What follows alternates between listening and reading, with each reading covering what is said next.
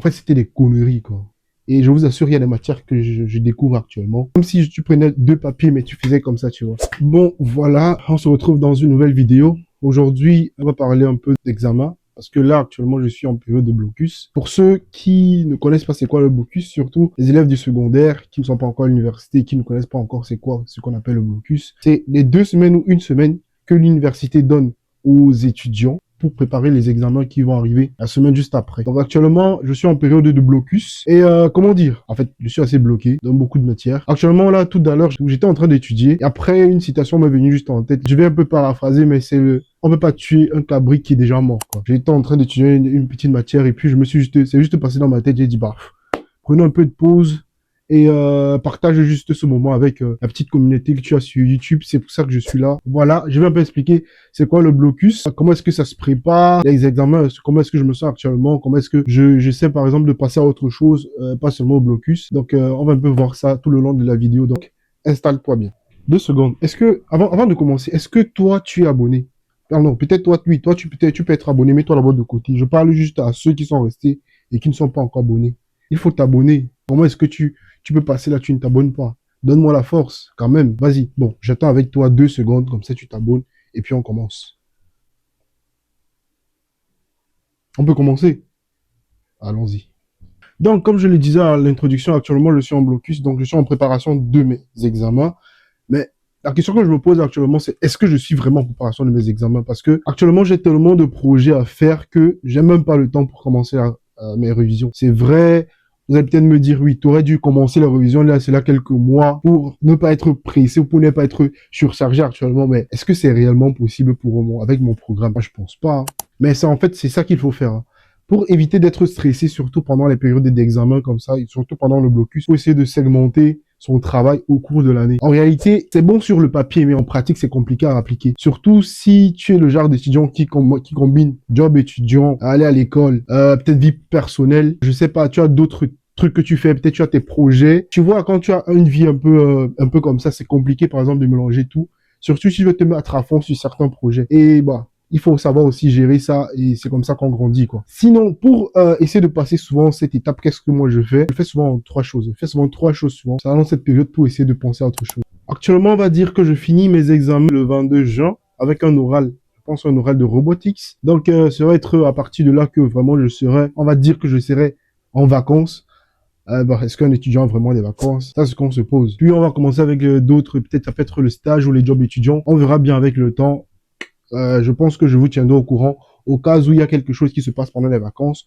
Par rapport à comment est-ce que moi je gère ce moment de blocus, moi d'habitude ce que je fais depuis que je suis en BA1, je fais 3 choses. C'est que j'étudie les matières en fait en fait la matière la plus éloignée. Donc je commence avec robotics. Par exemple si robotics c'est la dernière matière que j'aurai à faire en examen. Je commence par elle, puis je fais juste le reverse. Donc, comme si tu prenais deux papiers, mais tu faisais comme ça, tu vois. Je commence par la matière la plus éloignée et je reviens vers l'avant au fur et à mesure que je me rapproche de la première date d'examen. C'est un peu comme ça que j'ai toujours eu l'habitude d'étudier depuis que je suis en BA1. Mais est-ce que ça marche vraiment? Bon, je vais dire oui, parce qu'actuellement, ça marche jusqu'à maintenant. Mais est-ce que ça va marcher cette année? Je ne sais pas. C'est ça le truc, c'est que je ne sais pas. Avec la totalité des trucs que j'ai à faire actuellement, je ne sais pas. Et la deuxième chose aussi que je fais, surtout pendant ce mois de blocus, éviter d'être en surménage, parce que il y a des moments quand même quand tu commences à beaucoup étudier, tu es vraiment à fond dans tes cours, dans tes projets. Tu as beaucoup de choses à faire dans cette période. Souvent, tu peux être en surménage, tu peux tomber malade, tu peux totalement te renfermer sur toi. Et vraiment, ce que moi, je fais dans ces périodes-là, c'est que je fais beaucoup de sport. Je fais beaucoup plus de sport collectif, c'est-à-dire du basket, ça peut être du foot. Donc, j'hésite pas vraiment d'essayer de faire beaucoup de sport collectif parce que ça permet vraiment de se décharger, quoi. Et là, tu arrives là et quelqu'un, il te fait un petit truc, ça t'énerve et puis, pam, tu commences un peu aussi à t'énerver, tu vois, tu décharges et tout. Puis quand tu rentres à la maison, t'es easy, posé, tu vois, tu t'es calme. C'est un peu comme ça que tu peux un peu essayer de penser à autre chose. C'est pour ça que vraiment, pour moi, c'est la meilleure façon de savoir de gérer son stress ou bien de gérer, par exemple, ses émotions, de se libérer un peu pendant ce moment de blocus. C'est vraiment sortir de chez toi, faire un peu de sport collectif. Pour moi, c'est ça un banger, quoi. Puis, l'autre chose que moi, j'essaie d'utiliser aussi, c'est de bien manger. Bon, moi, en vrai, vous allez voir, je néglige pas. Moi, je mange bien, on va dire. Je mange bien. Bon, et aussi de bonne qualité, quoi. Il y a quand même certains bienfaits qui arrivent que de manger, par exemple, à chaque fois, tu dois aller chercher des sandwichs à l'extérieur, acheter des pizzas. À un moment, ça devient un peu lourd et ça ne te permet pas vraiment d'être à l'aise avec toi-même et tout. Surtout si tu veux, par exemple, garder une certaine forme. Ça sont les trois petits trucs que je fais un peu pour pouvoir essayer d'être mieux dans cette période, vraiment bien passer cette période. Et parlant maintenant des examens que j'ai pendant cette période, les examens sont vraiment espacés de, on va dire, en moyenne de 3 à 4 jours. Donc ça me permet quand même de, si j'ai pas pu toucher une matière pendant l'année, et je vous assure, il y a des matières que je découvre actuellement. C'est bizarre, mais c'est la vérité. Je pense que je suis pas le seul étudiant qui fait ça. Probablement, tu dois être en train de te demander qu'est-ce que ça fait là. Bon, c'est juste parce que j'ai envie de voir mes deux mains libres. Je préfère parler comme ça, tu vois, en expliquant, en balançant un peu les mains, parce que ça me permet aussi de... Parce que j'aurai des oraux, quoi. J'aurai certaines présentations à faire pendant le mois prochain et peut-être pour l'année prochaine aussi également. Donc du coup, pour moi, en fait, YouTube me permet de faire ça, tu vois. Ça me permet de m'entraîner déjà à bien parler. Là, tu m'écoutes bien et ça me permet de m'entraîner un peu ma petite gestuelle, le regard, tout ça, tu vois un peu. Et aussi, il y a un petit message qu'il faut que je laisse absolument à tous les aînés académiques, bon, ceux qu'on appelle les aînés académiques, parce que la plupart, on va dire, ce sont un peu des personnes, des gros mythos, quoi. Quand moi j'étais en BA3, ou surtout en BA2, bah, on va pas dire que c'était l'école, en fait, c'était compliqué, quoi. En fait, j'ai l'impression qu'en fait, chaque année que tu passes dans une école polytechnique, c'est compliqué. Bon, je sais pas si pour tous les étudiants c'est comme ça, mais j'ai trouvé la BA1 au début compliqué. Bon, vers la fin, ça a été un peu bien. La BA2, ça va. BA3, très très compliqué. Du coup, quand je discutais avec les élèves, par exemple, qui étaient déjà en MA2, MA1, donc c'est-à-dire Master 1, Master 2, ils me disaient que, oh non, quand tu vas arriver en Master, tu auras moins de matières, tu auras déjà ta spécialisation, tu auras choisi exactement ce que tu veux. Du coup, ce sera plus facile de passer des matières, ou bien en fait, tu auras beaucoup plus de bonnes notes parce que tu auras choisi ta spécialisation. En fait, c'était des conneries, quoi.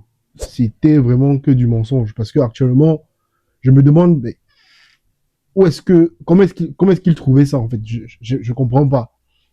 Peut-être c'est moi le problème, alors. Ouais, peut-être, hein. C'est vrai que chaque étudiant n'a pas peut-être les mêmes objectifs. Chaque étudiant aussi, ils n'ont pas les mêmes contraintes.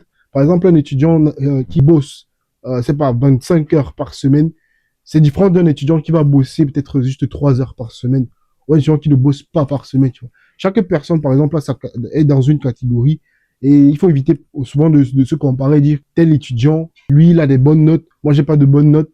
Mais frérot, toi, tu travailles, c'est pas à 30 heures par semaine, 25 heures par semaine. Lui, il ne travaille peut-être même pas. Soit il travaille peut-être juste 10 heures ou 5 heures par semaine. Donc, tu ne peux pas te comparer. Des fois aussi, je commençais un peu à me comparer comme ça, mais en vrai, ça ne marche pas comme ça, tu vois. On peut même pas prendre le niveau du travail. Peut-être certains étudiants ont une certaine aptitude, sont une facilité, certaines matières et tout, ou certains prérequis de base que, par exemple, toi, tu n'as pas. C'est aussi la chose comme ça qu'il faut comprendre. Mais quand j'essaie un peu de discuter avec les étudiants de master qui, je pensais, par exemple, qu'ils étaient un peu comme moi, quoi. Donc, ils avaient des petits projets à côté, ils essayaient de faire des jobs étudiants. Bah, ils me disaient que ça allait être facile et tout, mais en vrai, quand j'entre sur le terrain, c'est compliqué, quoi. En tout cas, on sait que tout va bien se passer, ça c'est certain. Donc, au moins, il faut que je te dise que si toi, par exemple, tu es un peu comme moi, donc un étudiant avec beaucoup de projets, un peu des jobs étudiants, il faut pas croire que ça va toujours être facile. Tu peux avoir des hauts et des bas, mais il faut trouver le juste milieu. Donc, c'est juste ce petit message que je voulais faire passer ici. Le truc qui m'énerve encore le plus, c'est que, en fait, je sais pas si vous voyez juste derrière moi, mais qu'il y a une vague de chaleur qui a commencé ces derniers temps ici en Bruxelles, je comprends pas, en fait. Je me rappelle quand je faisais ma première session en hiver, il faisait extrêmement froid. Donc, du coup, aller, par exemple, au LIC pour commencer à étudier. Donc, LIC, c'est une bibliothèque, très, très belle bibliothèque. Donc, quand je cherchais à aller au LIC, c'était toujours plat parce que c'est pendant une période d'examen, c'est normal. Tu es chez toi, il fait hyper froid, ça te met pas déjà à 100%. Tu as la deuxième session qui commence en juin et c'est déjà les vagues de chaleur qui commencent. C'est un peu aussi ça qui ne rend pas cette période assez facile. Du coup, comment ça se passe quand, par exemple, une matière que tu as eue à la session de juin ne se passe pas bien ou bien à la session de janvier ne se passe pas bien? Si, par exemple, tu as été malade pendant une session ou tu as eu peut-être un empêchement, tu peux reprendre la matière en août. Bon, c'est bien pour certains étudiants, par exemple, qui connaissent déjà leur sort, que oui, là, c'est foutu pour moi, je vais surtout avoir la matière en août. Il y a certains étudiants qui n'aiment pas avoir cette matière en août parce que oui, ça va gâcher leurs vacances. Ou par exemple, il y a un stage qui vraiment est en plein août, quoi. Donc du coup, faire le stage, faire préparer les rattrapages, souvent c'est compliqué. Des fois, il faut faire le choix entre l'un et l'autre ou faire les deux, mais faire les deux, c'est souvent compliqué. Donc vraiment, ça dépend de tout un chacun. Souvent, avoir des rattrapages, c'est toujours pas une très bonne idée. Donc, c'est toujours bien d'avoir validé toutes ces matières, soit en janvier, soit en juin. Quand tu arrives, par exemple, en première année, je prends l'exemple, par exemple, de Polytech, je suis, oui, tu as moyen moins pour toi de refaire tes examens en juin. Donc, ça, c'est un très bon moyen. Mais à partir de la deuxième année, ça disparaît. Bon, je sais pas pourquoi, mais ça disparaît.